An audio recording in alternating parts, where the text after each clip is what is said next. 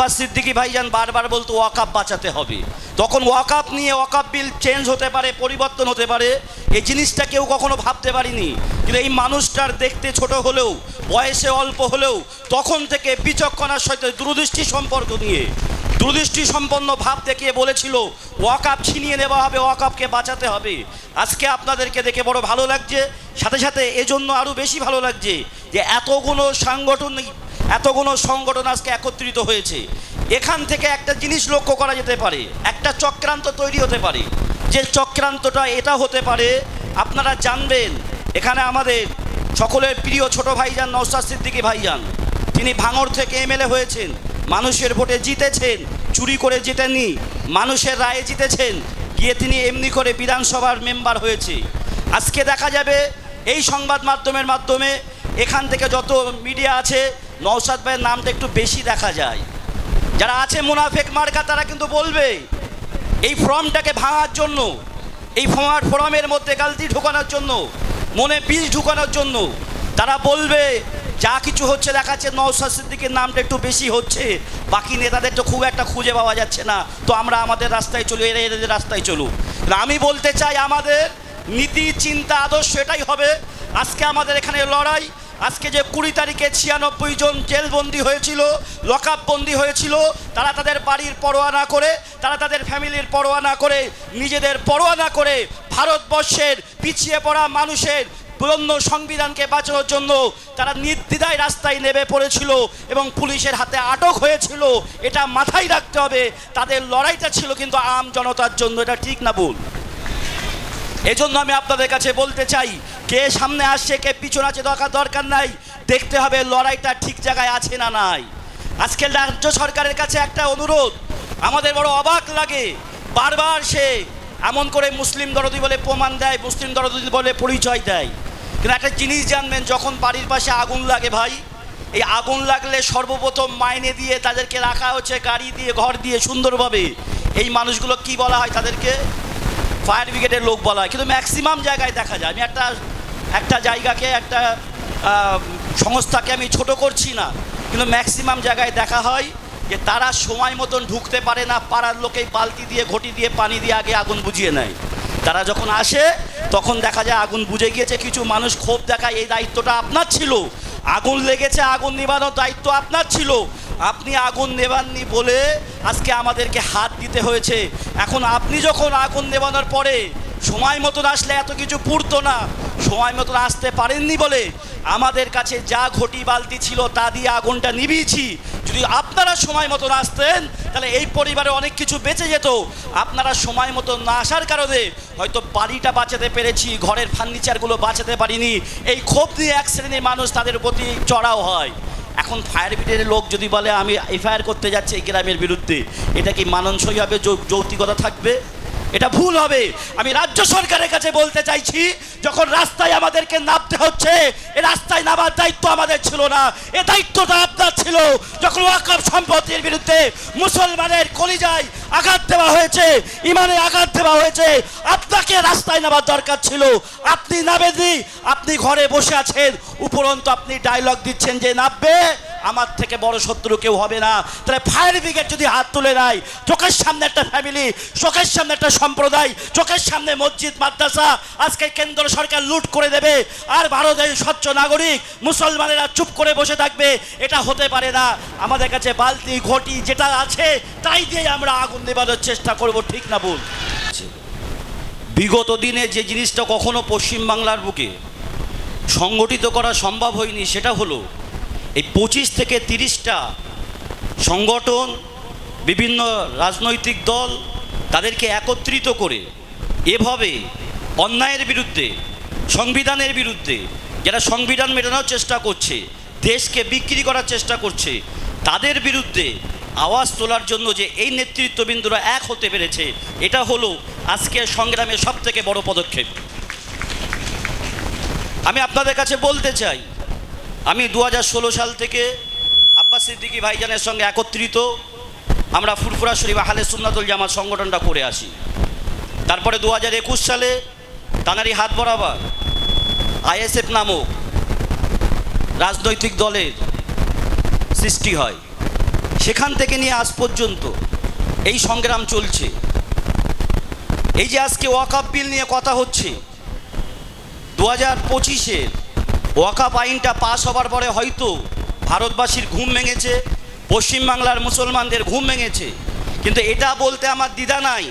2016 সাল থেকে সংগঠন করা থেকে শুরু করে সেখান থেকে নিয়ে বারবার যেন আব্বাস সিদ্দিকী ভাইজান বারবার বলতো ওয়াকফ বাঁচাতে হবে। তখন ওয়াকফ নিয়ে ওয়াকফ বিল চেঞ্জ হতে পারে, পরিবর্তন হতে পারে, এই জিনিসটা কেউ কখনো ভাবতে পারিনি। কিন্তু এই মানুষটার দেখতে ছোট হলেও, বয়সে অল্প হলেও, তখন থেকে বিচক্ষণার সাথে দূরদৃষ্টি সম্পর্ক নিয়ে দূরদৃষ্টি সম্পন্ন ভাব দেখিয়ে বলেছিল ওয়াকফ ছিনিয়ে নেওয়া হবে, ওয়াকফকে বাঁচাতে হবে। আজকে আপনাদেরকে দেখে বড় ভালো লাগছে, সাথে সাথে এজন্য আরও বেশি ভালো লাগছে যে এতগুলো সংগঠন আজকে একত্রিত হয়েছে। এখান থেকে একটা জিনিস লক্ষ্য করা যেতে পারে, একটা চক্রান্ত তৈরি হতে পারে। যে চক্রান্তটা এটা হতে পারে, আপনারা জানবেন, এখানে আমাদের সকলের প্রিয় ছোট ভাইজান নওশাদ সিদ্দিকী ভাইজান, তিনি ভাঙড় থেকে এমএলএ হয়েছেন, মানুষের ভোটে জিতেছেন, চুরি করে জিতেননি, মানুষের রায়ে জিতেছেন, গিয়ে তিনি এমনি করে বিধানসভার মেম্বার হয়েছে। আজকে দেখা যাবে এই সংবাদ মাধ্যমের মাধ্যমে এখান থেকে যত মিডিয়া আছে, নওশাদ ভাইয়ের নামটা একটু বেশি দেখা যায়। যারা আছে মুনাফেক মার্কা, তারা কিন্তু বলবে এই ফর্মটাকে ভাঙার জন্য, এই ফর্মের মধ্যে গালতি ঢুকানোর জন্য, মনে বিষ ঢুকানোর জন্য তারা বলবে যা কিছু হচ্ছে দেখাচ্ছে নওশাদ সিদ্দিকীর নামটা একটু বেশি হচ্ছে, বাকি নেতাদের তো খুব একটা খুঁজে পাওয়া যাচ্ছে না, তো আমরা আমাদের রাস্তায় চলুক, এরা এদের রাস্তায় চলুক। আমি বলতে চাই আমাদের নীতি, চিন্তা, আদর্শ এটাই হবে।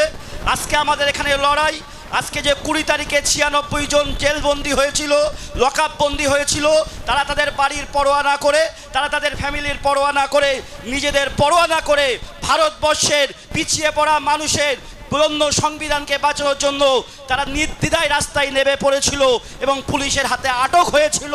এটা মাথায় রাখতে হবে, তাদের লড়াইটা ছিল কিন্তু আম জনতার জন্য। এটা ঠিক না ভুল?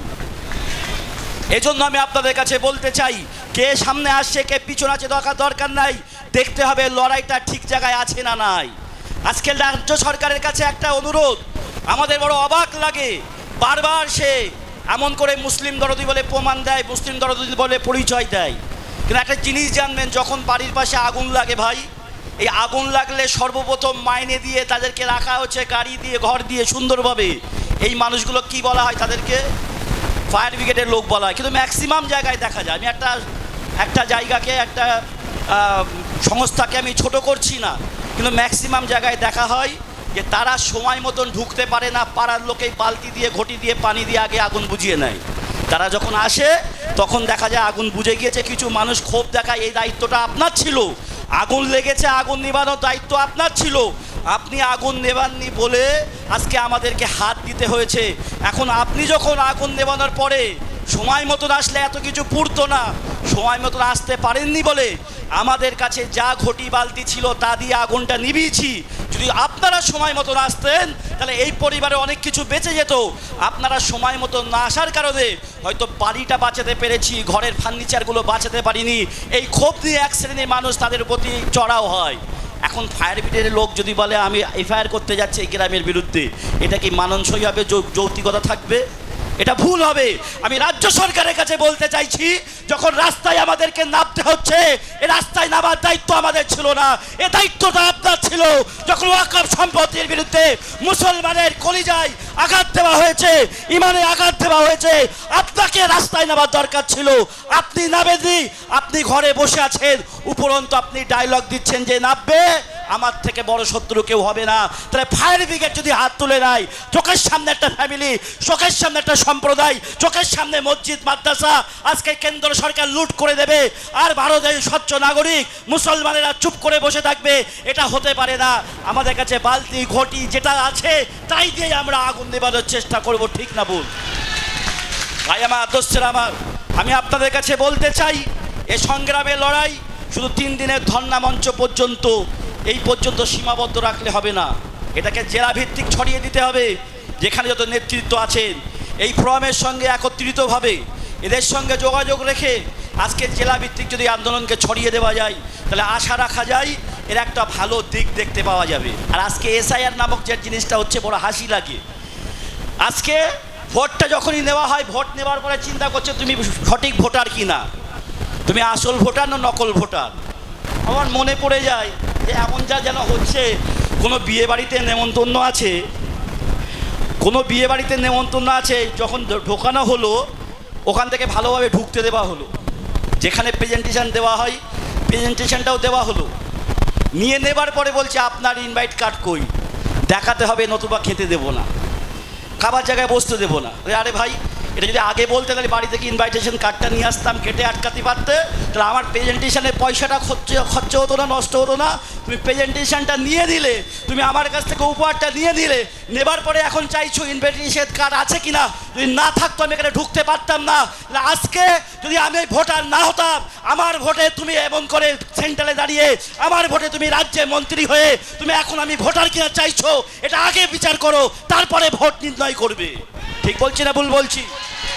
ভাই আমার দোস্তেরা, আমার কথা অনেক আছে, এমন ধরনের চিন্তা ভাবনা, এগুলোকে আমাদের চিন্তা করতে হবে, ভাবতে হবে এবং আওয়াজ তুলতে হবে। কারণ আমরা শুধু একা রাস্তায় নামলে হবে না, জনগণ হচ্ছে শক্তি, জনগণ যদি পিছনে থাকে নিঃসন্দেহে এগিয়ে যাওয়া যাবে। যেমন করে কৃষি আইনের বিরুদ্ধে যখন রায় টেনেছিল, কৃষকরা যখন রাস্তায় নেমেছিল দীর্ঘ আন্দোলনের পরে, সেটাকে প্রত্যাহার করতে তারা বাধ্য হয়েছিল, এমনিভাবে ওয়াকাফ আইনকে যদি আমরা সেই রূপ দিতে পারি, ইনশাল্লাহ তারা প্রত্যাহার করতে বাধ্য হবে। এতটুকু আশা রেখে আমার বক্তব্য এখানে শেষ করছি। শুক্রিয়া।